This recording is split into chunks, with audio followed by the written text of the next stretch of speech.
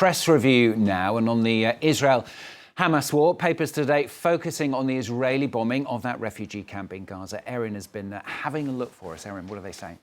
Well, The Guardian headlines on what it describes as a graveyard for children this morning on its front page, following those Israeli airstrikes on Jabalia refugee camp, which is also the largest in the Gaza Strip. Now, the strikes left dozens of people dead. Some sources actually say hundreds. That number obviously has not been independently confirmed yet. But either way, the Israeli military has said that it carried out those strikes in order to target a key Hamas commander, Ibrahim Biari. They, of course, accuse Hamas also of sheltering its soldiers under civilian infrastructure, including this refugee camp. Now, Qatari paper Al Arabi Jadid on its headline says that Gazans have two choices. That's what's up top on there: either forced departure or extermination. The Pan-Arab paper says that nighttime for Palestinians is no longer for rest. Gazans fearing now that Israeli bombs will kill them in their beds while they're sleeping. And then finally, in an editorial on its front page, the Lebanese paper L'Orient Le Jour there to the left compares Pablo Picasso's Guernica to the situation in Gaza. The editorialist says that the comparison may be unlikely, if not anachronistic, but he points out that Guernica was, during the Second World War, one of the first campaigns to target an innocent civilian population. Gaza is similar, he argues, no more than art. Barbarism has no homeland. And he says that if he were still in this world, Pablo Picasso would surely have found in the terrible surrealism of the Gaza war ample material for pictorial revolt, I quote. Now, there are, of course, growing concerns the war could spread to several other parts of the region. The paper's picking up on that today.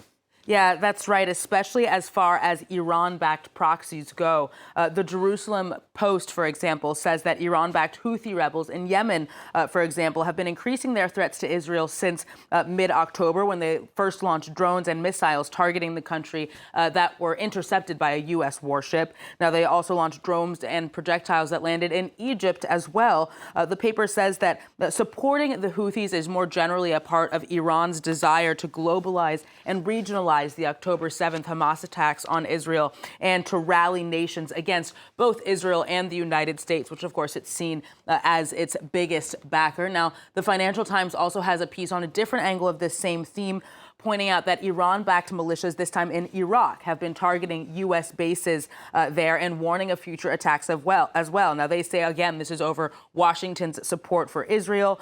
Now, the Islamic the Islamic resistance, of Iraq has claimed some 24 attacks on U.S.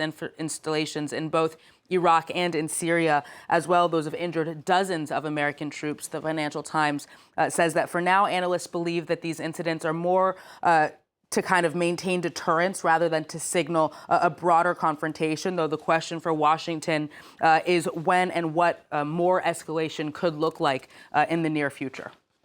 Now, the war has also led to a real uptick in concerns about anti-Semitism across Europe. But what are the papers saying about that, Erin? Well, almost all French papers this morning, Stuart, are covering with shock, really, the discovery of Stars of David that were spray painted on the facades of several buildings, both in Paris and in the outer suburbs. You can get an idea of what that looked like in the photo in Le Parisien this morning. Now, this is just one example of a spike in anti-Semitic attacks, again, since those October 7th Hamas attacks. This included not only graffiti, but also threats and bomb threats targeting hotels, restaurants, Jewish schools, and synagogues across the country as well. Now, the New York Times, again, expanding on this same theme, opening it up to Europe in general, saying that concerns about rising anti-Semitism across the continent have essentially created an atmosphere of fear that hasn't really been seen since around the time of the Second World War. Now, it says that several factors have contributed to this sharp rise in anti-Jewish hate, which it says is coming both from the left and from the right. Now, one of those reasons, the paper says, is the scale of Israel's reprisal to the October 7th attacks. People using that as an excuse to kind of voice their already latent anti-Semitism. But it also says that the Palestinian cause has essentially changed in nature, especially for the young progressive left this time. It's become what's seen largely as an anti-colonial struggle. And in this kind of intersectional worldview, according to the Times, the fight against Israel and really its very existence is a part of a global battle of the oppressed for justice and equality. The Times says that in this kind of good and evil dichotomy, Jews, I quote, are deemed to not fare very well. And Erin is going to finish with something a little bit different, a little bit lighter for you. This is a French couple's missed opportunity to make several million euros. Yeah, I'm sure, Stuart, a lot of us are secretly thinking that it could happen to us. Never know. You never know. Check your attics and storage units. Now, for nearly 100 years, Le Parisien tells us a traditional mask from the West African, the Central African really nation of Gabon gathered dust in a storage unit in a family's secondary home in southern France. Now, the couple of French pensioners that owned the house decided to sell it, and in doing that, they kind of emptied out one of their storage units, their garages, and sold all of what was in there, including this mask here, for a total of 150 euros. Now, they later learned with great surprise, as you can imagine, that a few months later, that same mask there was actually sold at an auction by a dealer for 4.2 million euros. Of course, the dealer had neglected to tell that couple that it was worth very much more than the measly 150 euros that they sold it for.